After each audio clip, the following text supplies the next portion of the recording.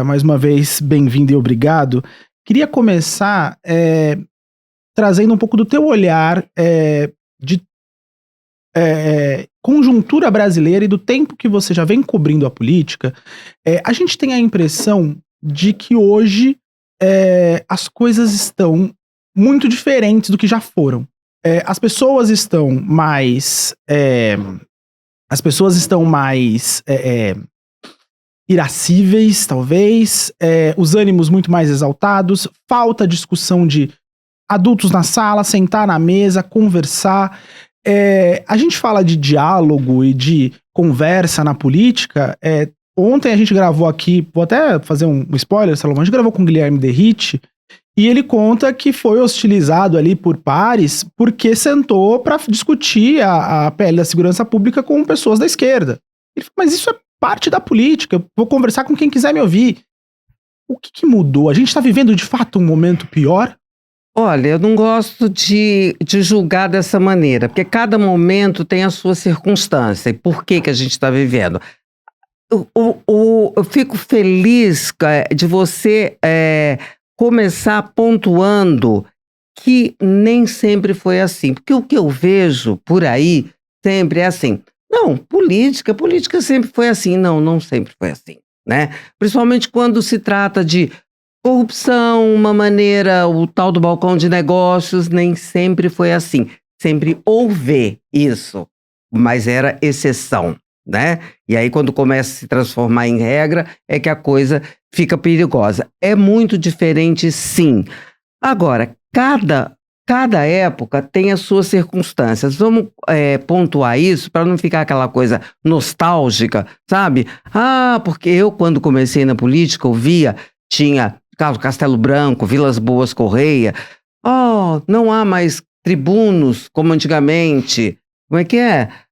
Otávio Mangabeira. Gente, 1940, pode parar. Não é, a cada época você tem que dar o seu contexto. E eu acho que a gente está vivendo uma época em que o que nos falta é política, é fazer política. Estamos vivendo uma era de impasses.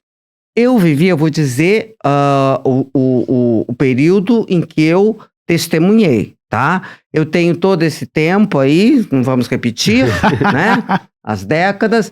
Mas eu gosto de localizar a política, o meu marco zero, na Constituinte.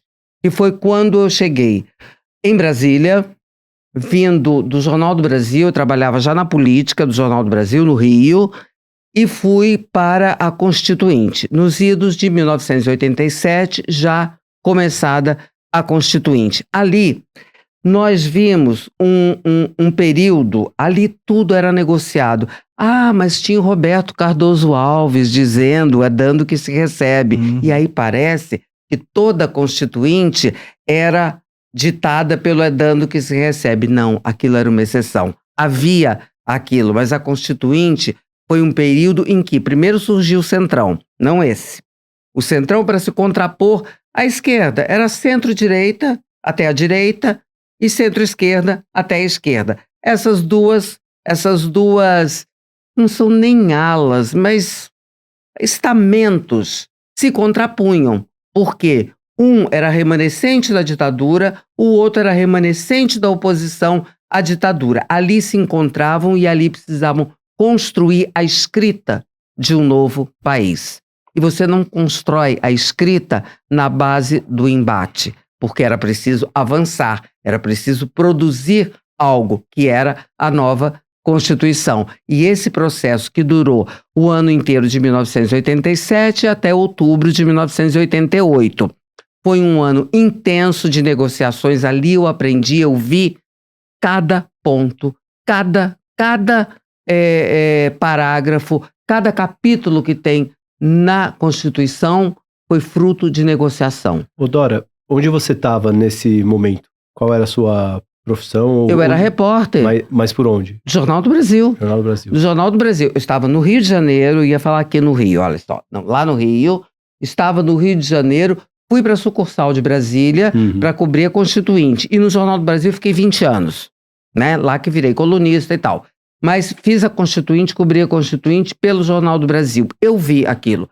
Na legislatura seguinte, continuou a mesma lógica. Nós vamos chegar até hoje, né?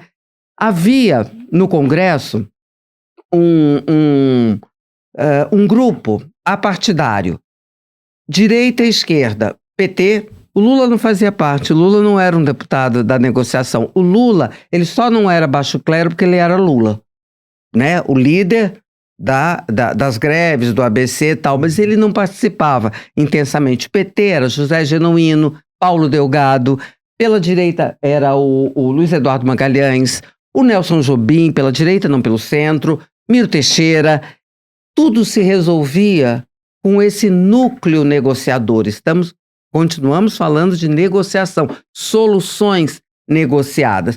E havia o baixo clero, que a gente chama de baixo clero, que, enfim, era aquela massa. Com o passar do tempo, e aí eu dou um salto para hoje, não, no início dos anos 2000, 2003, a partir de 2003 mais especificamente, começa a haver um fenômeno, quer dizer, não é um fenômeno, uma movimentação em que o baixo clero se torna cardinalato, entendeu? O baixo clero vira liderança. Essa gente que eram os cardeais, que eram os negociadores, foram saindo de cena. E isso foi devagar que há essa modificação, até a gente chegar hoje numa era que eu chamo de a era dos impasses. Tudo é impasse. Impasse entre poderes, que você não sai, um substitui o outro. Já viu que um impasse não é resolvido? Ele apenas ele encontra um atalho para o próximo impasse. E assim a gente fica na construção de impasses por impasses, chegando numa situação que é um pouco assustadora, porque ela tem uma distorção, uma deformidade do conceito republicano de equidistância e independência dos poderes, porque um interfere no outro, e sem que aquilo se resolva, as coisas ficam pelo meio do caminho. Você tem hoje uma infiltração do crime na política que não havia, né? Você sabe que eu acho o negócio da tal da polarização meio o de menos, porque você tem um instrumento, um palco novo, são as redes sociais, vai negar isso? E como ali tem anonimato, ali todo mundo se manifesta, normal que as pessoas se exacerbem, tá certo? Agora, polarização, primeiro que as pesquisas, a Quest mostra muito isso, né? Que a maioria não está nessa, não está nos polos. É o que aparece, o que está nos polos é o que aparece. Que esses polos influenciem o voto de quem não está, também admito que sim. Mas nós vivemos uma polarização de PSDB e PT. Havia isso. A esquerda era o PT e o PSDB era considerado a direita. Olha só, como imaginávamos que um dia a direita ia ser o PSDB. Por quê? A direita tinha vergonha de dizer o seu nome. Por quê? Porque isso era uma identificação com a ditadura. Identificação com a ditadura era uma coisa, oh meu Deus, foram 20 anos de treva. Então você saindo daquilo, ninguém tinha muito a... Mas essa divisão sempre houve, só que ela não era desta maneira porque não havia o canal de voz. O canal que era? Éramos nós, jornal, revistas, rádio e TV, né? Havia esse meio de campo, esse via de transmissão que nós, imprensa, fazíamos. Essa coisa se destampou, né? Então a gente fica assim meio assustado, achando, meu Deus, que deformação, será que tudo é por causa disso? Há uma baixa de qualidade, que eu acho porque a política saiu de cena. Gente, houve política na ditadura, tá? Na ditadura. E por que eu estou dizendo isso? Porque recentemente eu estava relendo os livros do Hélio Gaspari sobre a ditadura, e do quarto livro, o quarto e o quinto principalmente, que é Geisel e Figueiredo, quando já começa a abrir, você nota que tudo foi negociado na ditadura por Petrônio Portela, pela Arena, né? Representante dos militares, Tales Ramalho Ulisses Guimarães, Tancredo Neves, eram esses personagens. E esses personagens negociavam. Tudo, a lei da anistia foi negociada. O fim do AI-5 foi negociado. A volta dos exilados foi negociado, né? Então, o grande papel da política, e sem a política a gente não vive, porque o contrário de política é autoritarismo, né? Tanto que a transição, quando a gente sai do regime militar para entrar no regime civil, foi preciso a negociação política. E assim fizemos, porque passamos coisas nesse país, vou usar uma frase bem chavão, que só Deus duvida, né? Você sai de uma ditadura, está na Constituinte, com a ditadura no calcanhar, tendo o presidente eleito no colégio eleitoral, ainda indireto, primeiro civil, morre na véspera da posse. Morre, que eu digo, porque ele ficou inviabilizado, o Tancredo, no dia 14 de março, na noite. Foi morrer, ou ser declarado morto, no dia 21 de abril, né? Mas aí assume José Sarney, que era quem? Remanescente da Arena, do regime militar. Uma complicação para tomar posse, aquilo, logo a Constituinte, que era uma evolução que eu chamo de barafunda democrática, né? Porque havia de tudo e de todos os assuntos, vocês não têm ideia. Aquelas audiências públicas, era índio, que hoje é indígena, desculpa, mas a gente chamava de índio mesmo. Era índio, era tudo dentro daquele congresso, né? Até difícil de entender. Aquela coisa viva, mas com a ditadura nos calcanhares, né? Eles estavam lá. Aí a gente vai para a primeira eleição direta, aquela pela qual tínhamos lutado tanto e que foi negociada também. Não a perda da emenda da Dante Oliveira, que perdeu por falta de quórum, não por falta de voto. Ela teve a maioria, mas perdeu por falta de quórum. Em seguida, a oposição não arrefece. E aí Tancredo ou Franco Montoro, nunca lembro quem é que disse essa frase, não vamos nos dispersar. E aí junta para lutar pela eleição no colégio eleitoral de um civil e direta já, né? Olha como é política pura, política na veia, né? E aí a gente, 22 candidatos naquela eleição de 1989, todo mundo, a república toda. Era Paulo Maluf, era Lula, era Leonel Brizola, era Roberto Freire, Guilherme Afife, Fernando Gabeira, Ronaldo Caiado, que daqui era candidato, Fernando Collor, muito bem, Mário Covas, e aí ganha Fernando Collor, né? E sofre impeachment. O primeiro impeachment da nossa história. O mundo se acabou? Não, porque aquilo também foi negociado na política. O Collor não fez política. Fizesse política com o Congresso, tinha terminado o mandato, né? Não fez porque achava que podia, né? E aí a gente vai e sofre outro impeachment da Dilma e o mundo de novo não acaba. Que de novo também porque não fez política, né? Também, né? E o mundo não acaba. E aí eu fico pensando, gente, mas é trauma em cima de trauma e a gente, ó aqui, vivinho na democracia. Jair Bolsonaro, eu nunca duvidei de que a democracia ia prevalecer, nunca. Claro que é bom a gente estar atento, claro que é bom escrever, falar que, olha, isso está correndo perigo para denunciar o que está acontecendo. Mas eu nunca duvidei, porque tinha visto a capacidade da gente superar momentos difíceis na política. A transição negociada, muita gente critica. Hoje é fácil olhar, anistia ampla, geral e restrita, meu Deus do céu, foi diferente do Chile, foi diferente da Argentina, não punimos os militares. Hoje parece mesmo absurda, na época não era, foi o preço. Era preciso sair daquilo, né? E foi com empenho na política que saiu. Mas eu estou fazendo um verdadeiro comício, vou parar de falar agora. Não, que isso. Eu fiz um comício. A gente aqui adora ouvir. A gente, inclusive, talvez seja um elogio que as pessoas fazem, é deixar as pessoas ouvir. Mas você teve a sua pergunta respondida? Porque Eu já nem lembro a pergunta. foi num preâmbulo tão longo que... Não, acho que sim. Hoje. Na verdade... Vai lá. Não, é que eu fui anotando várias coisas aqui que a gente poderia falar, um pouco da evolução ou retrocesso, mas enfim, uma transformação. Você falou imprensa, você falou polarização, você falou de Lula, né? O que era o Lula e o que se tornou hoje, enfim. Mas talvez pegar um tópico aqui, começar a falar pela imprensa, porque talvez isso tenha sido a grande transformação que a gente está vendo no mundo afora, né? Acho que a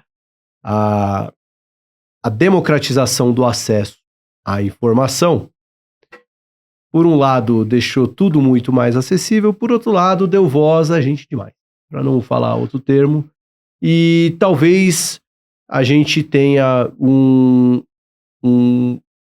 ambiente muito mais superlativo, né? Tudo, as grandes... Exacerbado. As opiniões, elas têm que ser mais verborrágicas para serem ouvidas, né? Quando a gente recebeu, por exemplo, aqui Henrique Meirelles, com aquela voz calma, aquela conversa fina, né? E você fala, poxa, seria um ótimo presidente, mas num momento como esse, como é que você teria uma conversa assim, né? A gente até, não sei com quem a gente estava discutindo sobre isso, mas o próprio FHC, né? Pô, o grande FHC, hoje talvez um debate, assim, num momento tão extremo que a gente está vivendo. Histérico também. Enfim. Um parênteses, o Fernando Henrique, quando apareceu como senador, como candidato, apareceu no descrédito, tá? Também não fazia sucesso. Se não é o Plano Real, ele não ia para canto nenhum. Porque a crítica, aspas, nós da imprensa fazíamos, tá? Era que... Ai, professor acadêmico, como? Ai, eu me lembro que a gente fazia muita matéria, eu fiz, me penitencio. Zombando um pouco dessa maneira, eu me lembro que eu fui um dos primeiros eventos de campanha do Fernando Henrique, era no Nordeste, aí era a banda de pífanos de Caruaru, né? Aí estamos lá, uns meninos, mas acho que eram uns meninos, enfim, era num cenário bem agreste, uma coisa bem pobre e tal, o pessoal tocando, acabou e o Fernando Henrique batia palmas, dizendo assim, bravo! Eu olhei aquilo e falei, acho que está no Scala de Milão. E me lembro de ter escrito isso, coisa horrível. Então, ele também era visto como excessivamente moderado. Uhum. Sabe? Não é também uma grande novidade. Não havia aí essas vozes, quer dizer, um Plano Real ali se sobressaiu. Você tinha, ali nós tivemos uma eleição ganha por um projeto de país, pelo atendimento do que era a demanda principal da sociedade, que era o fim da inflação. Uhum. Não, eu encurtei minhas respostas, agora, tá? Não vou fazer mais com isso. Agora, quando a gente pega o passado, né? A coisa do deputado na tribuna, esbravejando, etc. Isso sempre aconteceu. Sempre. A gente vê desde sempre. Mas agora me parece que isso é muito mais calculado, porque como é transmitido, é streamado, vira um corte na internet, parece que no fim das contas, a discussão e o debate no Congresso, eles perdem espaço. Então eu não vou lá pra debater, pra convencer ninguém das minhas ideias, eu vou lá pra render um corte na internet. Isso não empobrece o debate? Empobrece bastante, isso tem muito, mas antigamente esse tipo de pronunciamento, ele tinha um outro modelo, era feito no pequeno expediente, que é quando fica ali aberto, não tem nenhuma votação, e os deputados ou senadores vão ali para a tribuna para blá blá blá. Para onde? Voz do Brasil. Que era, digamos, a rede social o da Instagram época. da Eles faziam... por que a Voz do Brasil tinha essa força, não acaba, aquela coisa chata?